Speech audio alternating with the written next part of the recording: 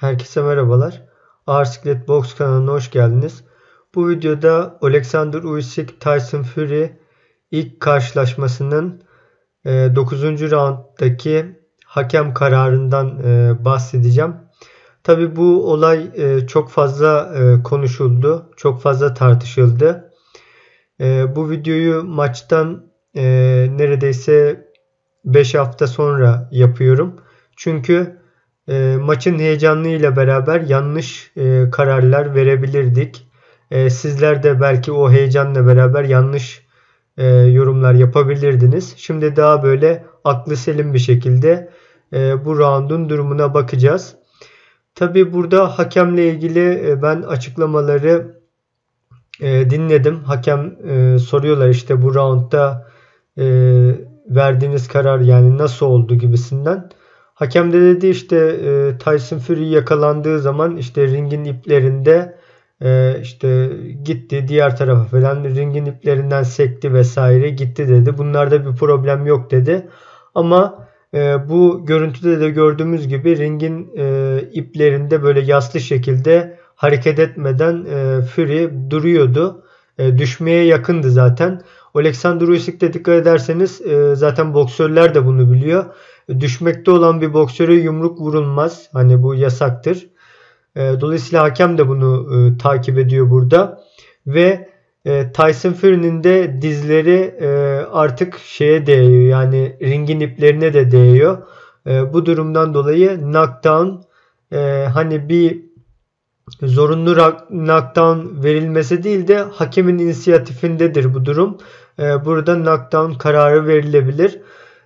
Ve zaten görüyorsunuz hakem bu durumu görür görmez hemen zaten araya giriyor. Ve hani timekeeper dediğimiz zaman sayan kişi de saymaya başlıyor bu noktada. Ve burada Tyson Fury tabii ki ayağa kalkıyor sonra yani doğruluyor olduğu yerde ve roundu tamamlamayı başarıyor. Burada hani çoğu boks takip eden işte dedi ki bu karşılaşmanın burada hani hakem durdurduğuna göre burada bitmesi lazımdı diye bir kanıya vardılar. Çünkü hani genellikle ben de yıllardır izliyorum profesyonel boksu da olsun. Diğer amatör maçları da izliyorum. Genelde hani olimpiyatlarda vesaire böyle durumlarda boksörün bilinci gitmeye yakın böyle çaresiz bir şekilde olduğu zaman hakem hemen eliyle saymaya başlar. Amatörden bahsediyorum olimpiyatlarda. Ama profesyonelde böyle şeyleri genelde görmüyoruz. Ama boks kurallarında bunlar tabii ki var. Her ne kadar biz bunlarla fazla karşılaşmasak da hakemlerin inisiyatifinde olan bir durum bu. Profesyonel boksta da yani illa hakem araya girdi bu maçı bitirdi diye bir olay yok. Knockdown kararı da verebiliyor hakemler maç içerisinde. Hakemin kendisi de hani benim maçı canlı izlediğimde söylediğim gibi Tyson Fury'nin dizleri dedi artık iplere değiyordu. Bu da bir gösterge dedi ve ringin köşesinde iplerde dedi hareketsiz bir şekilde duruyordu hiçbir şey yapmadan ve düşmeye yakın bir haldeydi diye söyledi. Bu durumda dedi ben araya girdim hani knockdown olarak bunu saydım. Zorunlu bir knockdown olmasa bile hani yani yere düşünce normalde hakem genelde saymaya başlar ama burada da yine hakemin inisiyatifindedir bu durum. Dolayısıyla burada saymaya başladı. Yani burada Tyson Fury'nin kollanması gibi durum bence yok. Çünkü bu dediğim gibi boks kuralları dahilinde bir karardı. Hakem böyle kararlar verebilir. Bu biliyorsunuz Alexander Usyk ile alakalı Daniel Dubois maçında da bir bel altı vuruş bütün dünyayı böyle bir ortadan ikiye ayırmıştı adeta. İşte kimisi bel altı dedi, kimisi değil dedi. Ben onunla ilgili video yapmadım. Çünkü onunla ilgili video yapsaydım bu sefer beni hani Usyk'çe diye şey yapacaklardı. Ki zaten ben iki boksöre de bir yakınlığım uzaklığım yok. Boksörlerim belli. Şimdi burada Tyson Fury'yi kimilerine göre savunmuş gibi olacağım ama önemli değil. Ben kesinlikle Tyson Fury'nin tarafında da değilim.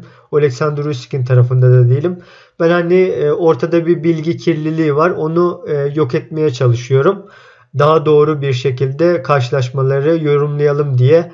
İşte hakem bu 9. roundda Usyk'in ona işte Tyson Fury'ye vurmasını engelledi gibi videolar yapanlar da oldu yurt dışındaki kanallarda, ama bu doğru değil. Hakem tamamen hani ben ne zaman araya girerim diye maçı yakından takip etti Tyson Fury'yi ve doğru zamanda da araya girdiğini ben düşünüyorum.